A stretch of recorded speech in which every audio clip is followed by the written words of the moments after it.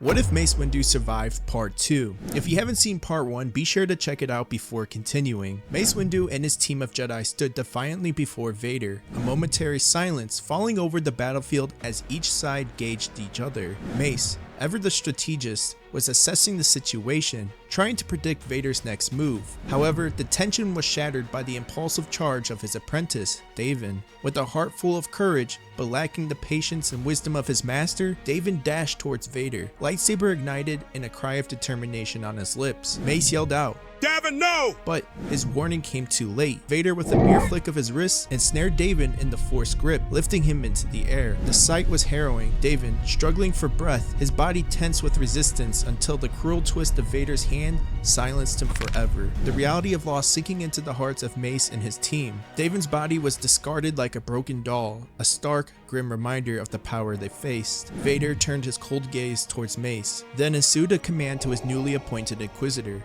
Lead the Stormtroopers. Eliminate the Jedi. His order, his voice devoid of emotion. His intent was clear. He sought to isolate Mace, to engage him away from the support of his team. The Inquisitors, eager to prove their newfound allegiance to the dark side, led the Stormtroopers forward, igniting their own lightsaber as they moved to carry out Vader's orders. The battle erupted anew, Mace's Jedi engaging the Stormtroopers with a fierce determination. Despite their skills and the strength of their spirit, the overwhelming numbers of the Empire began to tell. They fought valiantly, each Jedi a whirlwind of lightsaber strikes and force pushes, but the relentless advance of Stormtroopers pressed them back. Meanwhile, Mace and Vader approached each other, a circle of emptiness forming around them as if the battlefield acknowledged the significance of their duel. So we meet again, Anakin. The circle is now complete. Anakin Skywalker was weak. I destroyed him. Then I will avenge the Jedi you slaughtered, Anakin, and the Republic you helped to topple. Mace retorted, igniting his lightsaber, its purple blade a stark contrast to Vader's red. The duel between Mace Windu and Darth Vader intensified, their blades clashing with a ferocity that echoed through the battlefield. Mace, utilizing the full extent of his mastery over Vapod, channeled the dark energy emanating from Vader, turning it back against him. This unique form, which allowed Mace to feed off the darkness of his opponents, gave him a distinct advantage against users of the dark side. It was this very technique that allowed him to defeat Palpatine years ago, and now Mace aimed to repeat history against the Sith Lord's apprentice. As the fight progressed, Mace's agility and experience became evident. He moved with a precision and grace that belied his age, his every strike and parry a testament to his deep connection to the Force. Vader, powerful as he was, found himself being gradually outmaneuvered, his heavy, mechanical movements just slightly outmatched by Mace's fluid tactics. Reminded of the fateful confrontation with Palpatine, Mace spoke. I defeated your master all those years ago, and now his apprentice will fall to the same fate. Vader, enraged by the mention of his master and the reminder of his past, unleashed a torrent of power. His attacks became more aggressive, more desperate, but Mace, centered and unyielding, absorbed and redirected this aggression, his mastery of Vapod turning Vader's own strength against him. The turning point came when Mace executed a series of swift maneuvers that left Vader exposed. With a precise strike, Mace severed Vader's mechanical arm, the one wielding his lightsaber, effectively disarming him. As Vader recoiled, Mace extended his hand, using the Force to grasp Vader's breathing apparatus, the mechanical system that allowed the Sith Lord to breathe.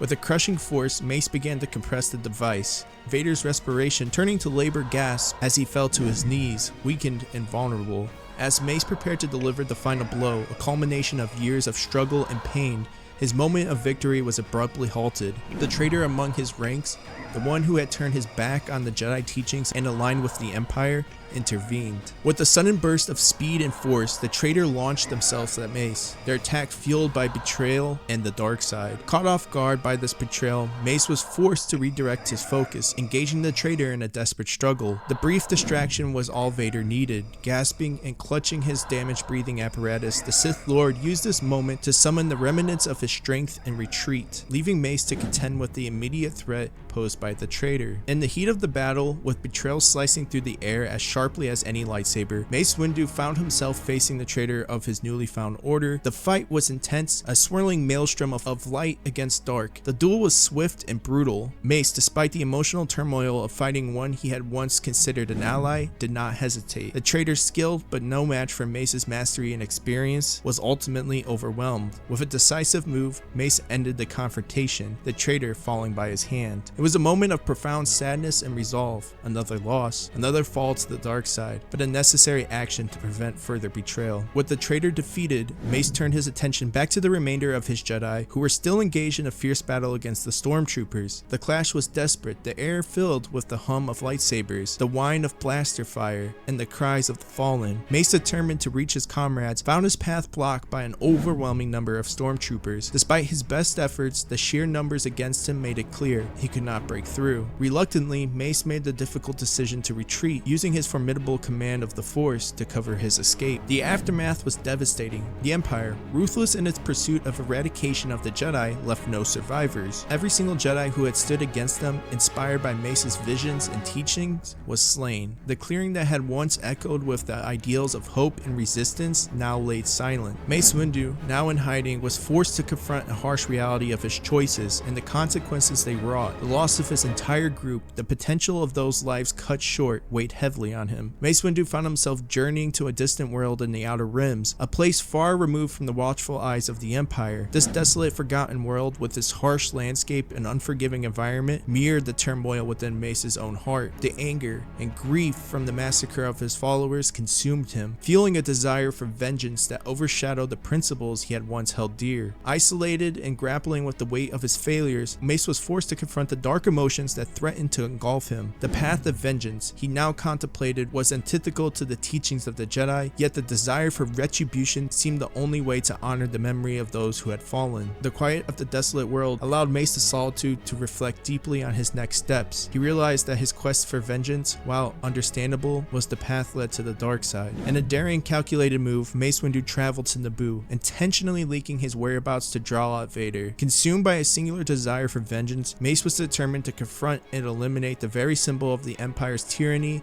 and the personal embodiment of his greatest betrayal, Vader himself. Vader, driven by pride in the relentless pursuit to extinguish the remnants of the Jedi Order, took the bait. He arrived on Naboo, a planet haunted by the ghost of his past life as Anakin Skywalker. Now those memories were now shrouded in darkness, his former identity all but erased by the dark side's corrupting embrace. The confrontation between Mace and Vader on the verdant plains of Naboo was charged with a palpable intensity. Mace, fueled by his anger and his weight of his loss, met Vader with a ferocious resolve. This was more than a duel. It was the culmination of years of pain, loss, and the burning need for retribution. As their lightsabers clashed, the air around them crackled with energy of their combat. Mace, tapping into the dark side, fueled aggression that Vader unleashed, found his attacks empowered by his own anger and thirst for vengeance. He utilized Vapod again to his fullest extent. The battle would reach its zenith as Mace, driven by overwhelming need for vengeance, found a fatal opening. Giving into his anger that had consumed him, he struck Vader down, ending the life of the once promising Jedi Knight turned Sith Lord. As Vader's body lay still, Mace felt a momentary surge of satisfaction, a hollow victory in the wake of such profound loss. Immediately after the fall of Vader, the false sense of victory that Mace Windu might have felt was shattered by the chilling development. The night air on Naboo, already heavy with the outcome of their duel, crackled with a new, sinister energy. Around him, multiple red lightsabers ignited, casting an ominous glow and enclosing Mace in a circle of imminent threat. Then, cutting through the tension, a laugh resonated from the shadows, a laugh that Mace recognized all too well. It was Palpatine. Emerging from the darkness, Palpatine's presence filled the space with malevolence. Well done, Master Windu. You have given into your anger, embraced it to kill Vader. My apprentice was weak, after all.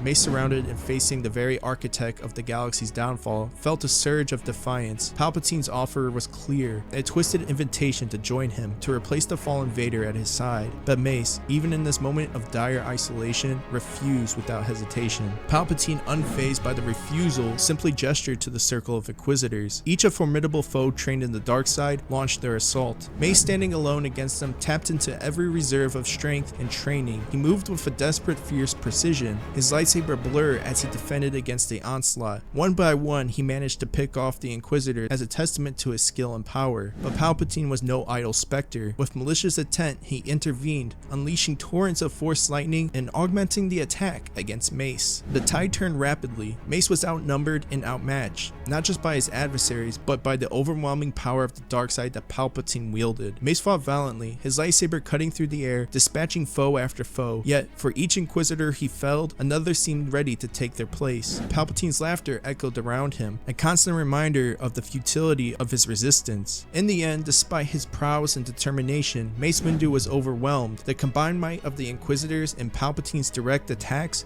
proved too much. Mace took down as many as he could, a whirlwind of light in the encroaching darkness, but it was not enough. As he fell, struck down by the very forces he had sought to destroy, Mace Windu's last thoughts were of the Jedi Order, of the principles he had strived to uphold, and of the hope the others might succeed where he had failed. Palpatine's triumph sneer was the last thing he saw, a final testament to the darkness that had consumed the galaxy. Mace Windu's fall marked the end of one of the last great Jedi of the Old Order, a warrior who had been consumed by his quest for vengeance, only to be extinguished by the overwhelming might of the dark side. His legacy, however, would live on, a cautionary tale of the dangers giving into the anger and enduring struggle between the light and the dark.